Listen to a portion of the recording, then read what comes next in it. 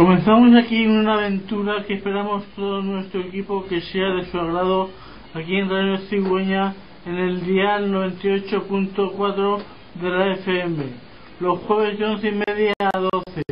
Acompañarnos en este viaje, nos lo pasaremos muy bien en nuestro programa Pájaro Loco. Nos lo pasaremos megachupi, megachupi. ¡Yuhu!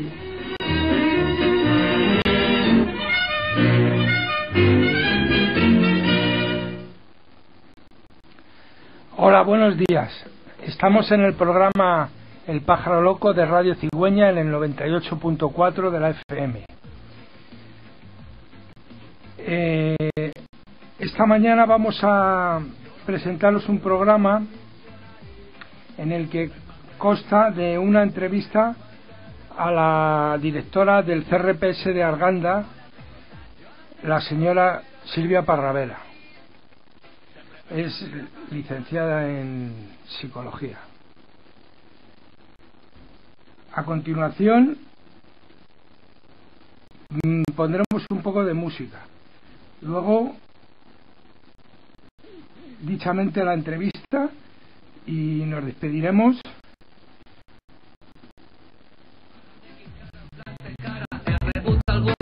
Al passar la meva boina, romàntic i impulsiu, jo soc de la vella escola, dels que donen el cor per un jove més insumís, que aprenga de la vida el valor del compromís. Sí, consta de una biografía esta entrevista, en la introducción. Vivim a Temorich, m'estan fent molts en lo de Líbia, tenim en crits, jo no tinc un solo rellotge. Hola, buenos días.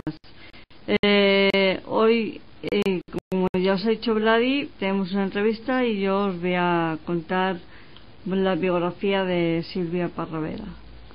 Es psicóloga clínica y psicoterapeuta, licenciada con un título de especialista en psicología clínica y de la salud por la Universidad Complutense de Madrid, investigadora en el programa de doctorado de Fundamentos Psicoanalíticos en la Universidad Complutense de Madrid, Autónoma, UNED y Universidad Pontificia de Comillas. En la actualidad está realizando una tesis, su tesis. Eficacia del tratamiento de esquizofrénicos en el hospital de día, estudio experimental.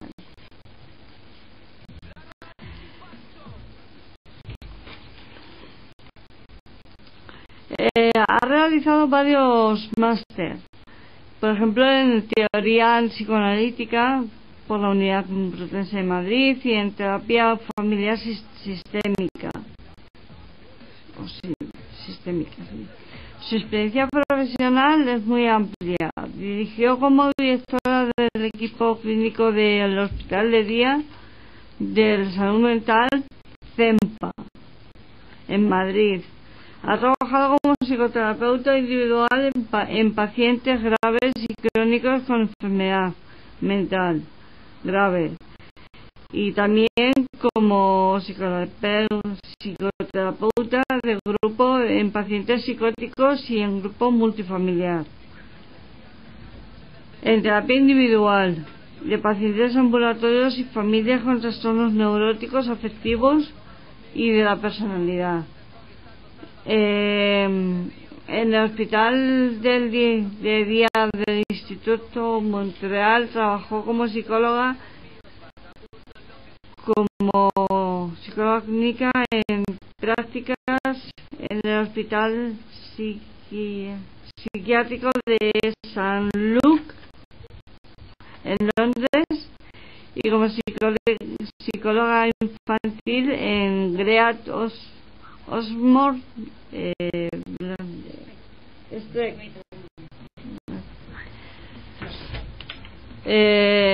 es que también como observadora en la terapia de grupo infantil y rotando en el Hospital 12 de Octubre en psiquiatría. Su docencia se ha basado en profesora colaboradora en el máster de terapia familiar y sistémica, en el máster de psicoterapia psicoanalítica y como profesora externa en la formación de prácticas de alumnos de la licenciatura en Psicología de la Universidad Complutense de Madrid y tutora externa de prácticas de alumnos de la licenciatura Psicoterapia Psicoanalítica de la Universidad Complutense de Madrid. Con respecto a la docencia no universitaria, podemos destacar cursos como formación y supervisión en la terapia de grupo multifamiliar, también en el equipo clínico del Hospital de Día de Adultos de Alcázar de San Juan, en Toledo, y en teoría del análisis textual y el Lacan en el tratamiento de la psicosis. En el modelo de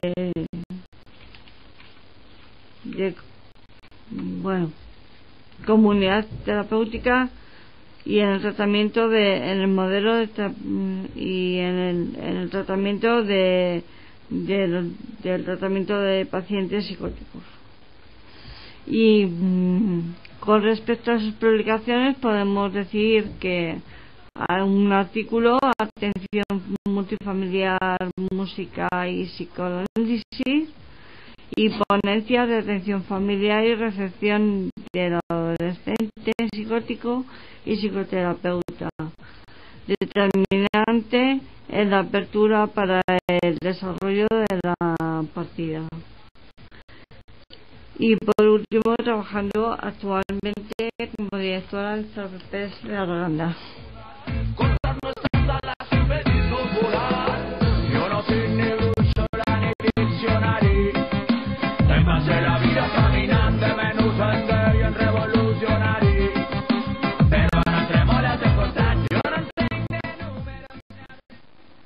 Bueno, ahora os vamos a poner un poco de música a cargo de Mendelssohn, la Sinfonía número 4 en La mayor italiana.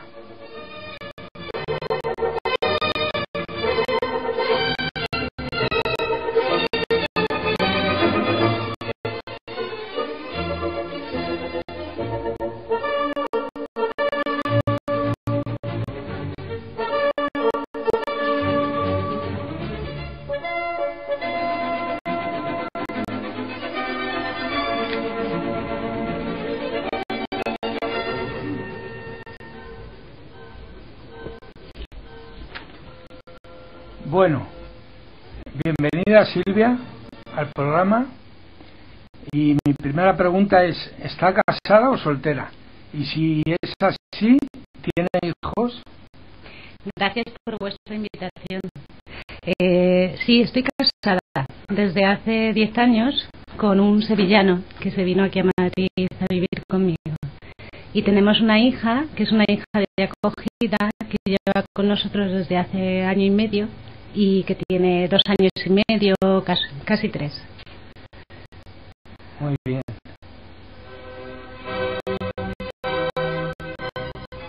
Hola Silvia. Hola. ¿Qué es para ti el CRPS? Bueno, pues he pensado que lo primero que habría que decir, que quiere decir CRPS, ¿no? Las siglas. Es un centro de rehabilitación psicosocial. Y tal y como yo lo entiendo, es un lugar de referencia para personas con problemas de salud mental graves, de larga duración, y hoy en día también para sus familias.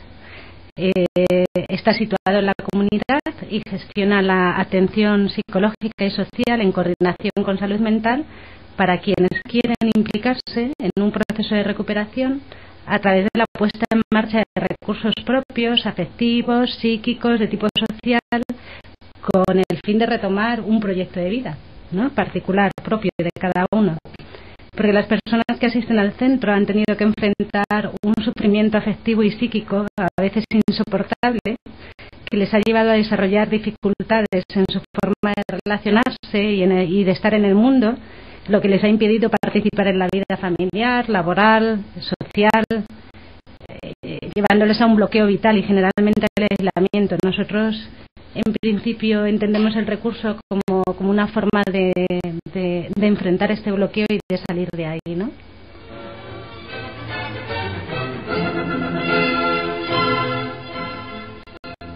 ¿Qué tanto por ciento aproximadamente de usuarios alcanza la meta de recuperación psicosocial?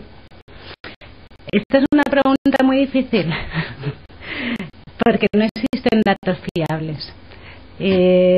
Hay estudios generales que dicen que entre un 35 y un 45% de las personas que están diagnosticadas de trastorno grave consiguen una recuperación total. Pero en la realidad no hay datos fiables porque muchas de las personas que alcanzan un grado más que razonable de recuperación, de autonomía, de estabilidad y de capacidad para enfrentar la vida continúan en los recursos. Porque los centros se convierten en un lugar de referencia que dan estructura a la vida cotidiana y en un lugar donde las personas saben que van a ser aceptados más allá de la comunidad, de lo social y más allá de lo que la comunidad en general es capaz de hacer. Entonces siguen acudiendo a salud mental, siguen viniendo al centro de rehabilitación y aparentemente pues seguirían llevando adelante el proceso de recuperación, pero no estarían dados de alta. Entonces, bueno, los datos no son fiables. No os podría contar mucho más, ¿no?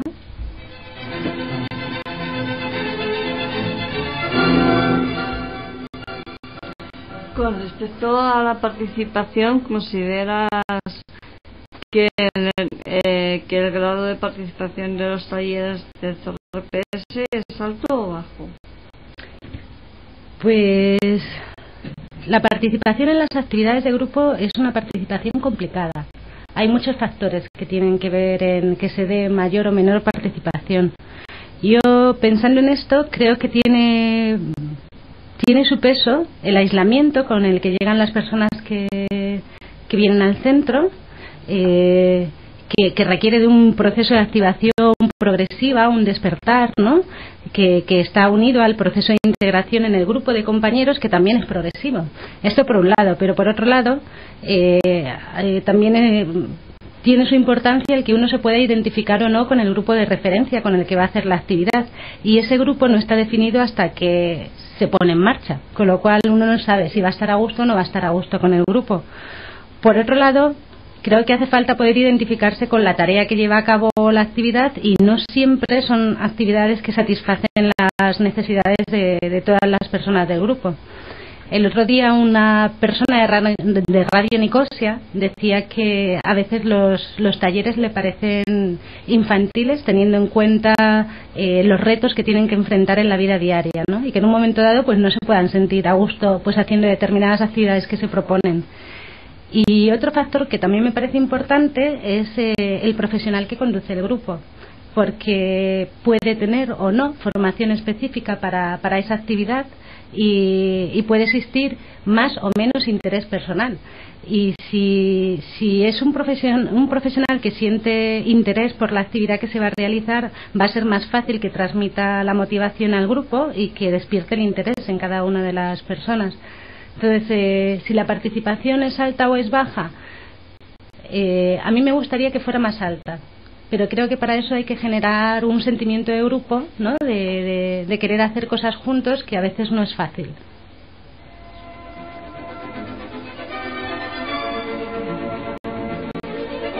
¿Qué le ha parecido más difícil, los estudios realizados o el trato personal con los pacientes de salud mental?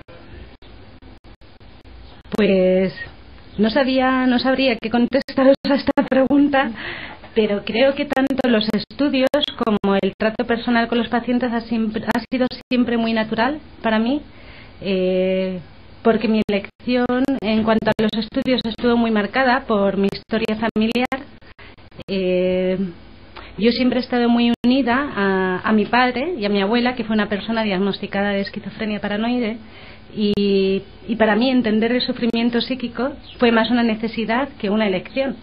Los estudios ordenaban mi mente y me permitían comprender, entender y siempre me han sostenido hasta hoy, ¿no? Me han dado un punto de referencia fundamental. Por otro lado, el trato personal con los pacientes, pues ya tenía este punto de partida, con lo cual, bueno, pues de la historia familiar, que lo hacía también bastante natural, y ha sido más el resultado de un proceso de aprendizaje continuo para hacerme más útil en la tarea de acompañar y de guiar un proceso de recuperación. Creo que lo más complicado, en todo caso, tiene que ver con la dirección del centro, la dirección del equipo clínico y con conseguir las condiciones adecuadas en el centro para que el grupo tenga el ambiente adecuado, ¿no? para recuperarse.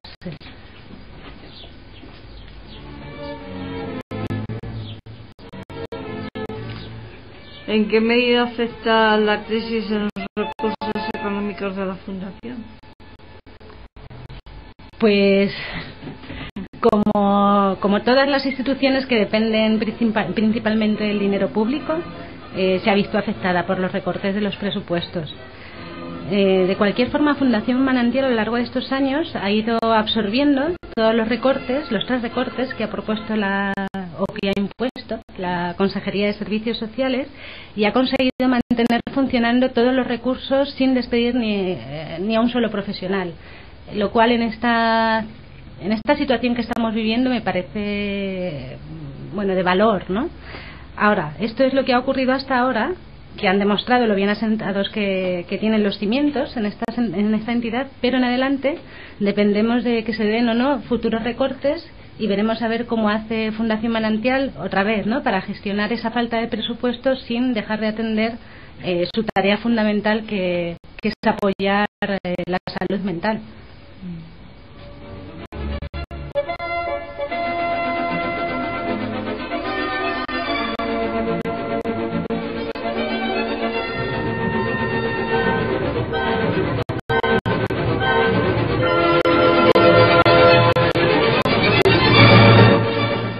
¿Qué es considerada más beneficioso para los enfermos mentales? ¿La externalización o el internamiento como se hacía antes? Pues con esta pregunta me dan ganas de volverosla y preguntaros qué opináis. Pero si me preguntas mi opinión, como persona, como ser humano, puesto que nadie está exento de que en algún momento de su vida tenga que atravesar una crisis de tipo afectivo, psicológico, y que necesite de apoyo para recuperarse, creo que la recuperación debería ser en comunidad, que son las condiciones más humanas, ¿no? Y que la internalización debería quedarse para cuando se necesita una contención mayor de lo que puede dar el entorno familiar y social, la medicación y los recursos psicosociales, pero de forma puntual. De hecho, la psiquiatría ha ido dirigiéndose hacia lo comunitario, porque creo que es de sentido común que todos, con diagnóstico o sin diagnóstico, necesitamos vivir en comunidad. Ahora, tal y como se está dando la crisis actualmente, vamos a ver qué es lo que queda de todos los recursos que se desarrollaron, porque parece ser que los hospitales que se están privatizando tienen idea de suprimir los centros de salud mental, que era tener la salud mental en medio de la comunidad, ¿no?, en medio del barrio. Vamos a ver, pero en principio lo más beneficioso es poder mantenerse en comunidad, para cualquiera.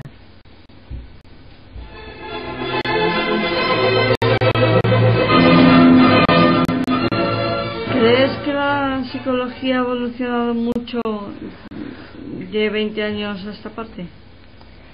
Pues mi impresión personal es que no, que se ha desarrollado la red de recursos de atención comunitaria, ¿no? Se han puesto en marcha un montón de recursos como los CRPS, los centros de día, los equipos de apoyo, pero como ahora estamos en un momento en el que parece que se está desmontando todo el trabajo que se hizo, entre eso y que de alguna manera seguimos luchando en la comunidad, ¿no?, contra el miedo a la locura, que es propio del ser humano y que genera muchas resistencias en lo que es avanzar en la comprensión de la locura, del sufrimiento afectivo, psíquico y sus manifestaciones, ¿no?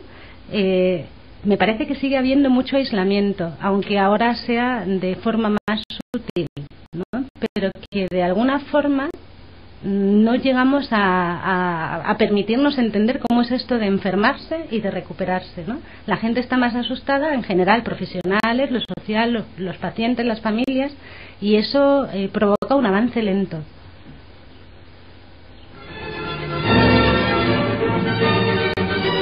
¿Cuáles son las trabas o problemas más comunes con los que se suele encontrar en su trabajo? Bueno, yo creo que mi trabajo es un trabajo complicado, porque consiste fundamentalmente en que el equipo sea capaz de trabajar en equipo, por un lado, ¿no? Si miramos hacia el CRPS, y eso supone articular un marco de referencia común para todos los profesionales y para el grupo de pacientes, que no siempre es fácil. Hay que construir entre todos, ¿no?, qué es lo que entendemos por el proceso de enfermar y qué es lo que entendemos por el proceso de recuperarse, y teniendo en cuenta que cada profesional tiene su propia disciplina, sus propias su propio modelo, ¿no?, a la hora de entender los problemas mentales y sus propios miedos y temores, pues no es fácil crear este marco de referencia. Eso por un lado, ¿no?, que creo que es la parte fundamental para que se genere un ambiente terapéutico en el centro, que estemos todos alineados, mirando en la misma dirección, los pacientes o las personas que asisten al centro y el equipo de profesionales.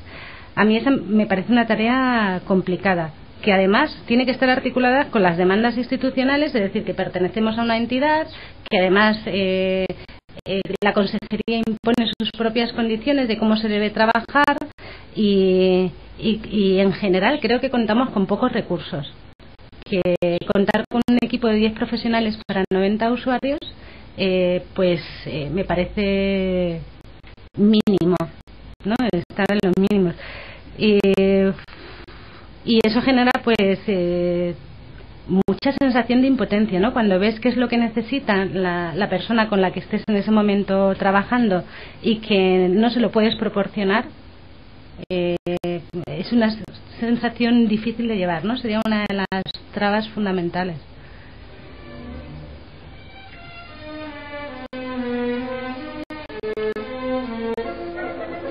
En su experiencia con enfermos mentales, ¿ha notado más violencia o escenas conflictivas que con la gente no diagnosticada? Pues lo cierto es que no. Y además, vuelvo al tema de los estudios. Hay estudios que demuestran que no hay más delito dentro de las personas, delito en este sentido, ¿no?, de las personas diagnosticadas que la población no diagnosticada. No es cierto. Lo que ocurre, dándole vueltas, es que quizás sí genera más miedo, porque, por el propio miedo a la locura que tenemos todos los seres humanos, y porque no se puede anticipar. La gente no comprende, ¿no?, cómo se pueden dar determinadas escenas de violencia o determinados conflictos. No entienden, no comprenden cómo han aparecido o cómo se han desarrollado, y pues quizá genera más miedo el no poder anticiparlo.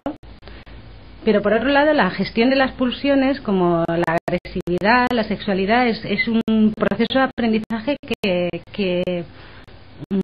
es propio de todo ser humano, no de los diagnosticados o no diagnosticados. Hay personas diagnosticadas que tienen un control de la agresividad mucho mayor que el que pueda tener la población general, cuando nos vemos con los casos de violencia de género que escuchamos continuamente, ¿no? Y hay algunos trastornos de salud mental que sí implican una falta de control de esa pulsión,